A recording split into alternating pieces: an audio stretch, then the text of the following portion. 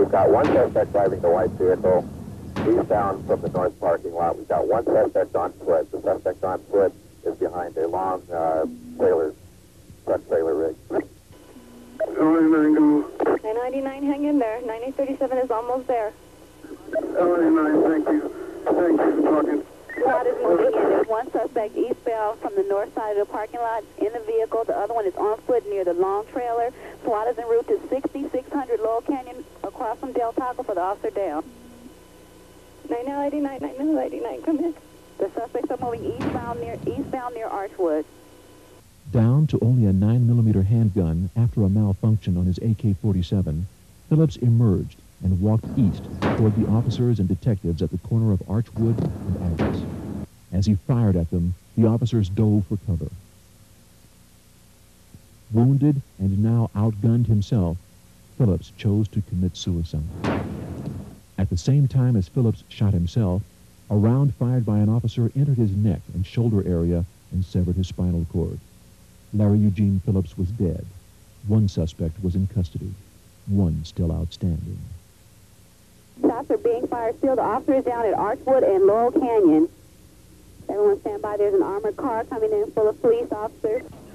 With the rescue team on the way, officers continued to get citizens out of the kill zone. Without regard for the location of the outstanding suspect, and with shots still ringing in the air, a detective, a SWAT officer, and 3 patrol officers used an armored truck driven by its civilian driver to pick up Officer Whitfield and the injured citizens at Archwood and Laurel Canyon. Please broadcast the officers and rescue. Out of the perimeter and a few streets east of the bank, Matasorano attempted to commandeer another car. Be advised, the suspect in the white vehicle is at limp. He's out of the vehicle. He's shooting at civilians. The suspect is out of the vehicle at limp, shooting at civilians. Clearly injured from the officer's gunfire, Matasorano limped around the car to the driver's side. Farther back, officers followed him on foot while maintaining a safe distance. The suspect is back in the white vehicle. He is now moving slowly eastbound between Limp and Beck. Hey, that's going to be on Archwood between Radford and Hines. Between Radford and Hines. The suspect is now on Archwood between Radford and Hines. Once more, Matasorano tried to carjack a citizen's car. He fired through his own windshield at the driver of a 1961 Jeep pickup truck. The driver, injured and fearing for his life, ran away from Matasorano. There's a... Just took a citizen's vehicle. It looks like a brown truck. It's facing on the westbound right now on Archwood. The suspect took a citizen vehicle in a brown truck westbound on Archwood. SWAT officers Donnie Anderson, Steve Gomez, and Rick Massa, waved on by officers, approach what they think is an injured citizen in the Jeep truck. At the last moment, they realized it was actually the suspect. Step fired. Step fired. More shots are being fired. Shots are being fired. On fire. All units watch for cross fire. Metro is engaging the suspect. All units stay back.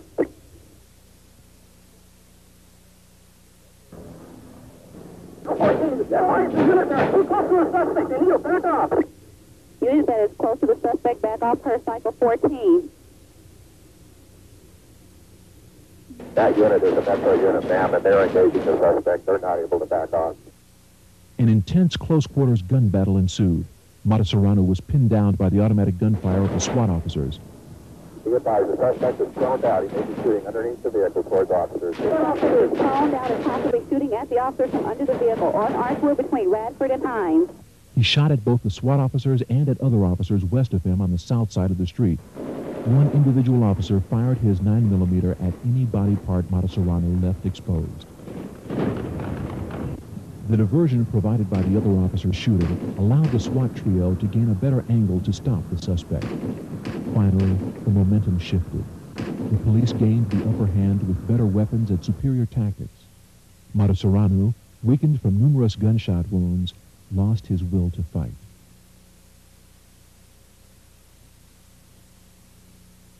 The SWAT officers moved from their proned-out positions and slowly made a tactical approach. Other officers who had followed on foot stayed back until the SWAT officers ensured it was safe to approach.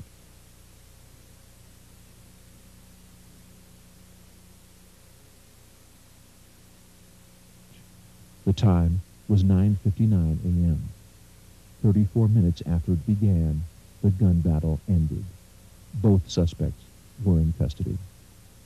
Okay, narrate to control. Be advised there are two suspects in custody. One is on Archwood and Agnes, and one is on Archwood between Radford and Hines. Those two suspects are in custody.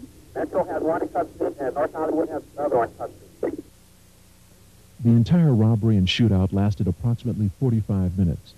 The two suspects fired over 1,100 rounds. 32 LAPD officers and detectives fired over 550 rounds. The suspects wounded 9 LAPD officers and 2 citizens. One black and white police car received 57 separate bullet holes.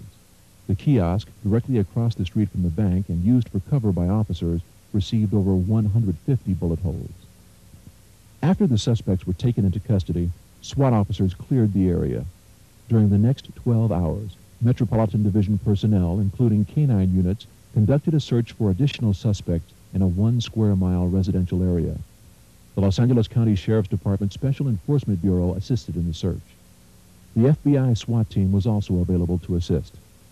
At approximately 11:30 p.m., the department terminated the search when there was no evidence of additional suspects. The bank robbery resulted in a multi-agency response involving personnel from many city, state, federal, and private agencies. The command post began on the trunk of a vehicle and soon moved to a furniture store equipped with tables and television sets. Later, the command post moved to the department mobile command post vehicles. The weapons recovered from the suspects included 3 fully automatic AK-47 rifles, 1 fully automatic .308 caliber HK-91 rifle, 1 fully automatic .223 caliber Bushmaster M15, and 1 semi-automatic 9mm Beretta pistol. A simple stovepipe malfunction disabled the AK-47 Phillips discarded at the tractor trailer. A round fired by an unknown officer disabled the HK-91 assault rifle used by the suspects. At the time officers took the suspects into custody, Phillips had approximately 400 rounds of ammunition in cylinder drums. Matasaurano had approximately 240 rounds of ammunition in magazines and drums. Their vehicle contained an additional 2,000 rounds of ammunition. Officers recovered other items from the suspect's white Chevrolet Celebrity, including a police scanner, 2 nylon ammunition bags, including 6 30-round AK-47 magazines in each bag, 2 ski masks, and 1 web belt containing 4 drum magazines. Suspect Larry Eugene Phillips was 26 years old, 6 feet tall, and weighed 190 pounds. At the time of the robbery, he wore 43 pounds of custom-modified body armor covering his arms, legs, and torso. Phillips' clothing and body armor had been struck by numerous rounds fired by officers. He received over 9 wounds from officers' handguns, including a self-inflicted gunshot wound to the chin and a simultaneous fatal wound from an officer's bullet that traveled through his right shoulder and severed his spinal cord.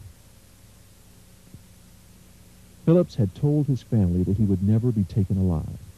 He liked to watch such action movies as Heat and Speed. Phillips had taken phenobarbital, a relaxant, prior to the robbery. Suspect Emil Matasaurano was 30 years old, 6 feet 2, and 275 pounds. At the time of the robbery, Matasaurano wore side wraparound body armor on his torso with a front trauma plate, but no body armor on his arms or legs. Like his partner, he had also taken phenobarbital prior to the robbery. Matasaurano received 29 bullet wounds from 9mm and .223 rounds. Officer Martin Whitfield, 29 years old, with 6.5 years on the department, received gunshot wounds to his leg, arm, and chest. He is still off duty, recovering from his injuries. Officer Stuart Guy, 31 years old, with 7 years on the department, received a gunshot wound to a leg and an arm. He is still off duty, recovering from his injuries. Officer James Zaworavan, 26 years old, with 8 months on the department, received a gunshot wound to the back. He has returned to work. Sergeant Dean Haynes, 41 years old, with 16 years on the department, received a gunshot wound to one shoulder and the legs. He has returned to work. Detective William Krulak, 49 years old, with 26 years on the department, received a gunshot wound to the right ankle. He has returned to work. Detective Tracy Angelus, 29 years old, with 6.5 years on the department, received a grazing wound to the stomach and buttocks. She has returned to work. Officer Conrado Torres, 36 years old, with 7 years on the department, received a grazing wound to the neck. He has returned to work. Detective Earl Valadares, 51 years old, with 26 years on the department, received a superficial wound to the head. He has returned to work. Officer John Goodman, 28 years old, with 6.5 years on the department, received lacerations to his face from broken glass and an injury to his knee. He has returned to work. On the United States Marine Corps Iwo Jima Memorial, there is an inscription describing the bravery and courage of the Marines who fought there. Uncommon valor was a common virtue.